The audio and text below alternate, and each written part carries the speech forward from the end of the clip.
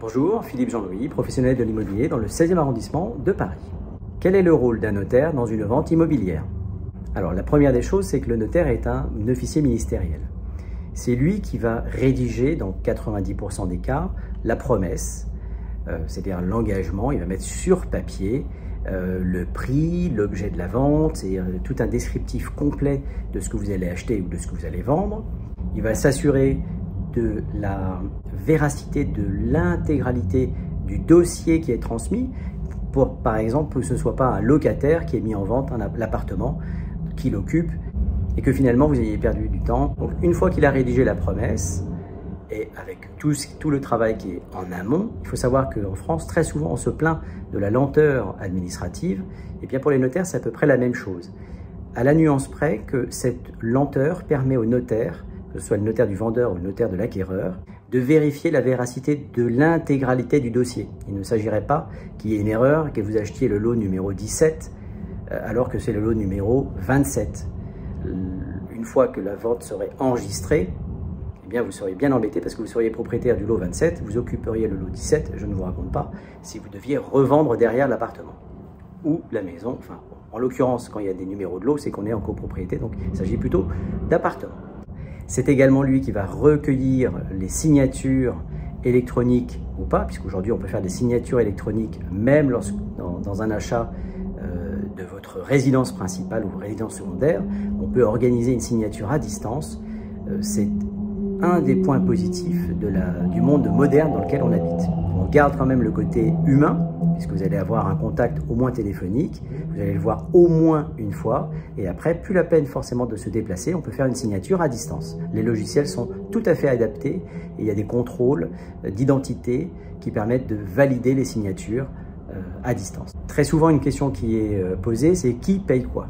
Alors, est-ce que lorsque je vends mon appartement, est-ce que je vais payer des frais de notaire?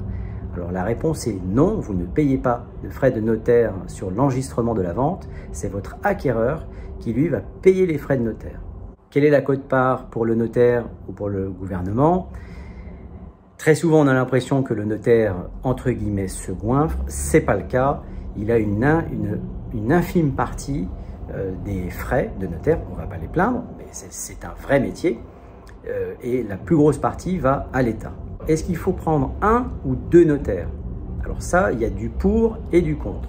Le pour, un seul notaire, c'est un seul agenda à mettre en place, une seule équipe qui va rédiger, qui va récupérer l'intégralité du dossier avec l'aide soit du propriétaire, soit de l'intermédiaire professionnel, éventuellement donc le mandataire ou le professionnel de l'immobilier en agence que vous aurez choisi. Il a la main sur tout le dossier et il va protéger les intérêts de son client. Donc c'est peut-être la limite du système. À partir du moment où vous avez deux notaires, un notaire vendeur et un notaire acquéreur, à ce moment-là, chaque notaire va protéger sa propre partie. L'inconvénient, c'est que ça fait deux agendas à mettre en place sans parler de votre agenda ou de vos agendas. Donc on se retrouve avec 4 agendas à gérer, c'est-à-dire le vendeur, son notaire, l'acquéreur et son notaire. C'est-à-dire 4 agendas, je ne vous raconte pas, c'est pas ce qu'il y a de plus simple à mettre en place. Après, la question légitime, c'est comment je choisis mon notaire. Vous pouvez le choisir comme vous avez choisi votre professionnel de l'immobilier, c'est-à-dire le bouche à oreille. Par exemple, vous allez sur Internet, vous tapez le nom de votre notaire et vous verrez vraisemblablement, il aura aussi, comme tout professionnel de l'immobilier, des avis clients. Alors des bonnes, des mauvaises expériences, ça c'est une chose à lire. Ça, ce sont des choses qui sont concrètes. Après, il y a une chose subjective, c'est le contact que vous allez avoir. C'est très important à mon sens de rencontrer au moins une fois le notaire pour lui expliquer votre projet d'achat ou de vente, de voir si le courant passe bien, qu'il vous explique si c'est lui-même qui va gérer ou si c'est un clerc de notaire ou le 150e clerc de notaire qui est derrière. Attention, ne pas choisir forcément une très grosse étude, peut-être plutôt choisir une étude de taille humaine. Ça, c'est très personnel. À titre perso, moi j'aime bien les études à taille humaine. Pourquoi? Parce que j'ai très souvent les coordonnées directes du notaire et en cas de problème, parce qu'il y a toujours un problème ou une pièce manquante, il y a une réactivité qui n'est pas la même que lorsque vous êtes dans une étude qui travaille pratiquement comme une grosse entreprise avec des normes de contrôle qui sont peut-être différentes et on est un petit peu un numéro alors qu'on pourrait être une personne, monsieur ou madame. C'est quand même plus agréable. Deuxième possibilité pour choisir son notaire, le bouche à oreille. Vous avez peut-être dans votre entourage un notaire qui a aidé dans un dossier il n'y a pas très longtemps, soit vos parents, soit votre voisin. Vous posez la question, tiens, comment ça s'est passé avec ton notaire? Oh là là, c'est épouvantable. Ou alors ça s'est très très bien passé, je te le conseille, appelle-le de ma part. Ça, c'est toujours intéressant d'être introduit auprès d'un notaire. Ça, c'est comme dans tout commerce ou comme dans toute activité, on est toujours mieux reçu lorsqu'on y va de la part de quelqu'un. Vous pouvez également demander, si vous avez un conseiller immobilier qui vous accompagne, c'est son travail, il a déjà dans son carnet d'adresses plusieurs notaires, un notaire, en fonction de la distance du lieu où vous allez vendre, si vous voulez vous déplacer, pas vous déplacer, être dans Paris, hors de Paris. Tous ces critères-là sont importants, surtout aujourd'hui, dans Paris, pour se déplacer, c'est pas évident. D'où la signature électronique. Donc on peut également choisir un notaire en proche banlieue qui ne se déplacera pas forcément et qui va organiser une signature à distance. C'est tout à fait réalisable. Après, si vous souhaitez plutôt un notaire dans Paris, il en existe également des très très bons qui peuvent vous accueillir au sein de leur bureau et néanmoins faire une signature électronique pour l'acte authentique par exemple. Si l'agenda ne vous correspond pas et qu'on n'arrive pas à trouver une date, à ce moment-là, on peut passer en signature électronique. Vous pourriez également prendre le notaire de la vente précédente, c'est-à-dire que vous avez acheté un bien il y a 5 ans, 10 ans, 15 ans, 30 ans, peut-être que l'étude existe toujours.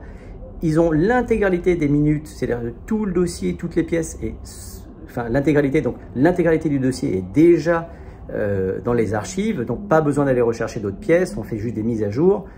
C'est peut-être un gain de temps, mais encore une fois, c'est une question de sensibilité. Je vous invite vraiment à les contacter et les rencontrer au moins une fois. Donc voilà, comment choisir son notaire, je pense qu'on a répondu à la question. Qui paye quoi, j'y ai répondu aussi. À quoi sert un notaire? Vous l'avez vu, c'est lui qui va rédiger la promesse. Parfois, des professionnels le proposent, mais c'est toujours relu et validé par un notaire. Ça, c'est obligatoire, parce que c'est la responsabilité du notaire d'aller vérifier que les numéros de lot sont cohérents, que vous achetez bien ce qui a été décrit et vendu, et qu'il n'y aurait pas éventuellement des vices ou que sais-je. Le notaire est assez vigilant pour cela. Donc voilà cette vidéo, j'espère qu'elle vous aura plu. N'hésitez pas si vous avez des questions. J'y répondrai avec plaisir, soit en direct, soit par le biais d'une autre vidéo. Voilà, je vous souhaite d'excellents projets immobiliers et c'est le printemps, c'est quand même pas désagréable de travailler en extérieur. À très vite.